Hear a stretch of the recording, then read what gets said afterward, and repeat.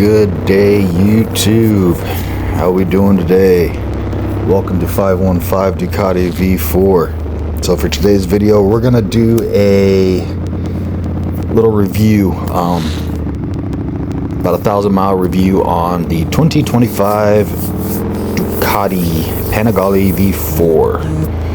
Now, mind you, this is just the V4. This isn't the S or the R, but I've owned this particular model since July, and this thing has been a complete blast. All right, this bike is just insane. You know, I know there's a lot of ins and outs about Ducati and everything, and I would say, I said it in a prior video, I'd really say the only really bad thing about Ducati is you're gonna, for anything you want aftermarket, you are gonna pay. You are definitely gonna have to pay the price for that one. But getting into the 2025 Panigale V4. All right, bought this here at Stroom's in Iowa, right outside Des Moines. They deal Ducati, Honda, KTM, Indian, all that stuff. Great dealership. If you guys ever get the chance to check out Stroom's, I highly recommend checking out Stroom's Power Sports. All right.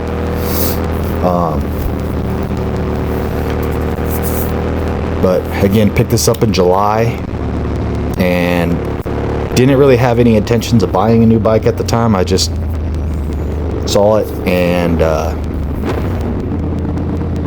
buddy of mine, Chad, was like, "Oh, here, take it for a test ride." And here I am owning the 25 Panigale V4. So getting into it. All right, so with this 25 model, you'll notice there's a lot of qualms about this piece of it, but they went from single swing arm to double swing arm. As for going double swing arm, I know they went with it in regards to track times picked up with that double swing arm. It is a hollowed swing arm, and it is super light. You know, for those who have owned Ducati in the past, the single swing arm, yes, it's a beautiful look, but the bike's still gorgeous. All right, really wouldn't put too much into that single to double, although it did increase track times for Ducati, so hence one reason they went with the double swing arm. Let's get into engine and performance. Check traffic here and make sure we're doing all right. And let's have a little bit of fun. All right, get it. So getting back into the engine performance here, the engine is an 1103 cc straddled 90-degree V4. It is liquid cool, and it's obviously your 4 cylinders. All right, the 25 is putting 215 horsepower stock. All right, so straight off the showroom floor, dude, this thing's pushing 215. So this is not a beginner's bike. You need to have some time under the seat before you get this bike. I'm telling you right now, that's without tune, without exhaust and everything. I mean, the thing is just a monster of a bike.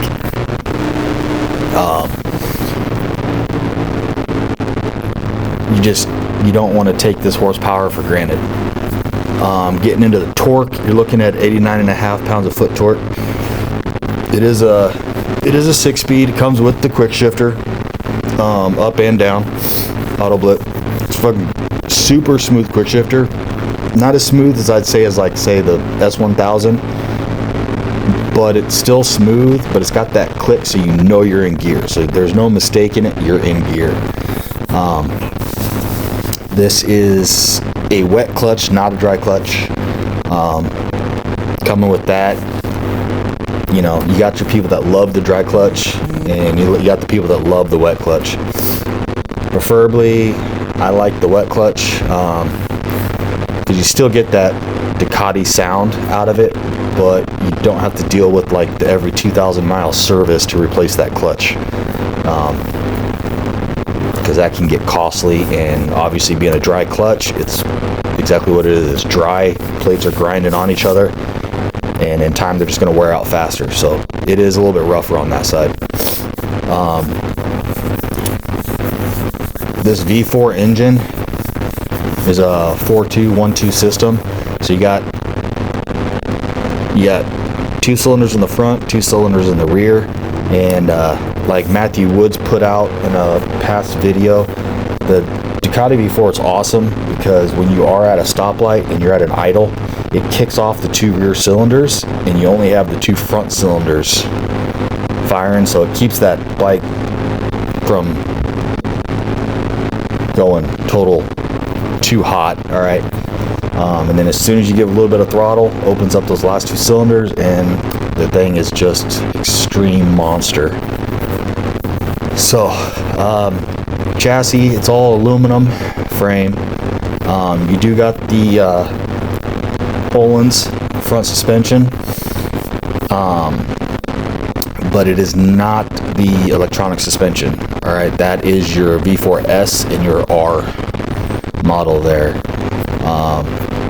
You do get the Öhlins electric steering dampener and the Sachs electronically adjustable rear shock for your suspension in the back. The brakes on the Ducati are great. The only bad thing I've noticed with the brakes on this is with it being so new still, they are squeaking a little bit. So I'm trying to get all that brake dust and crap off of there to get those brakes from being all squeaky. But other than that, you are rocking the Brembo calipers in the front and the rear. All right. As for the tires, come stock with your Pirellis SP4 Diablos. Great tire. I love Pirelli personally. Sorry, jumbling my words here. But Pirelli is my go-to, or the QSs are a really nice tire too.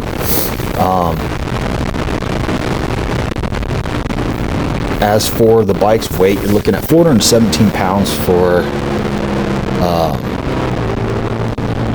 roughly for the V4. The 4R is going to be a little bit lighter because you're going to have a lot more carbon on there, and as well as the carbon wheels and all that. So you're going to shed a few pounds on the R compared to the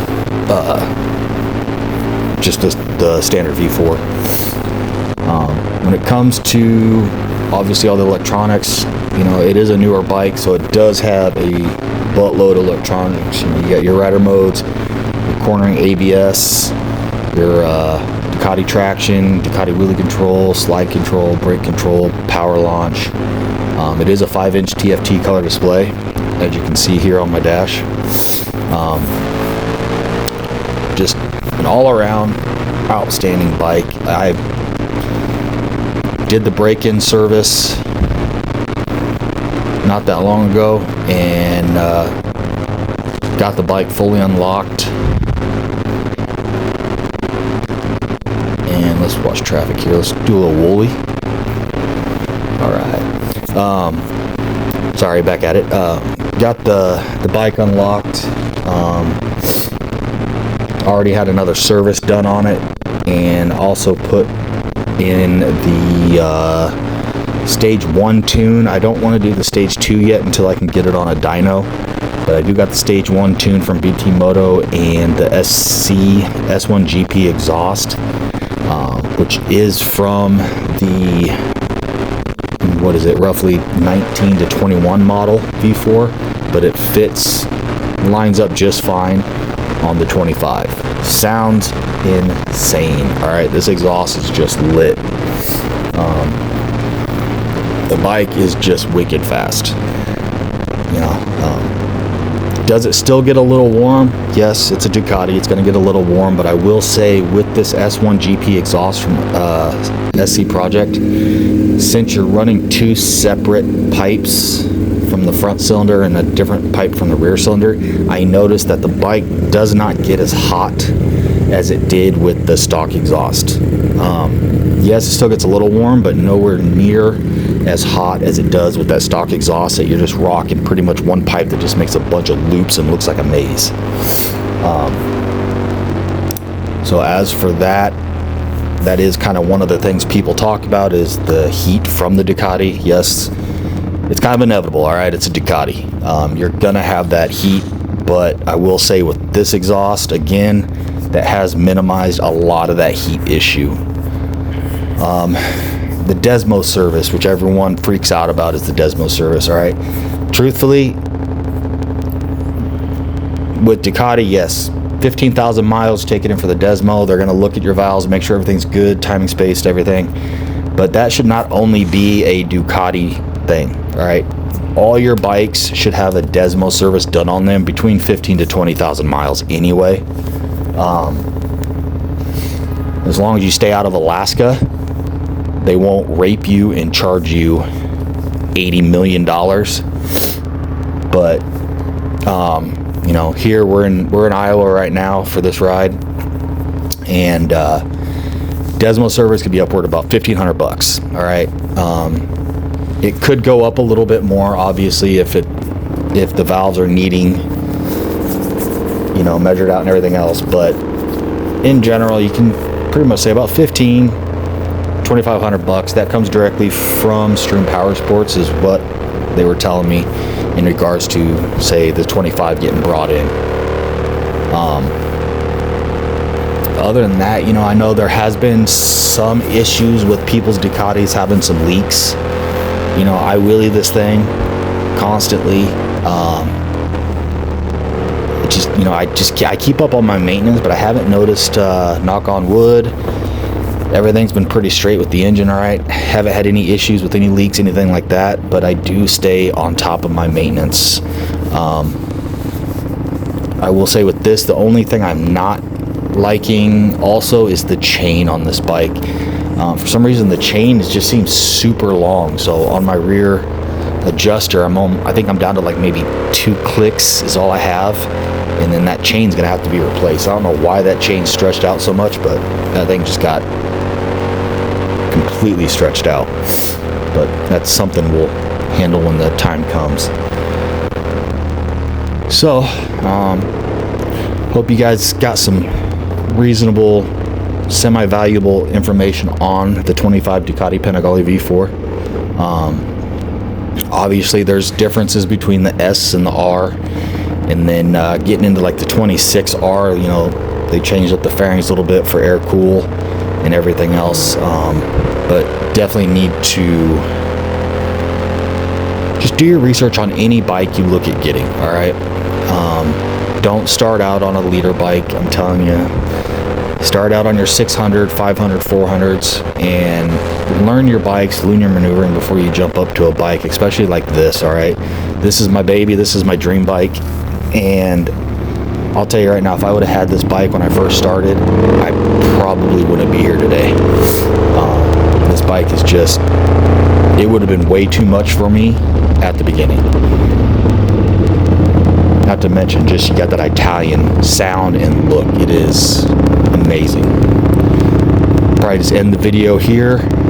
Thanks for watching. Make sure you guys give me a like, subscribe. Leave any comments, questions you got. I will make sure I'll get to them and answer them as soon as possible.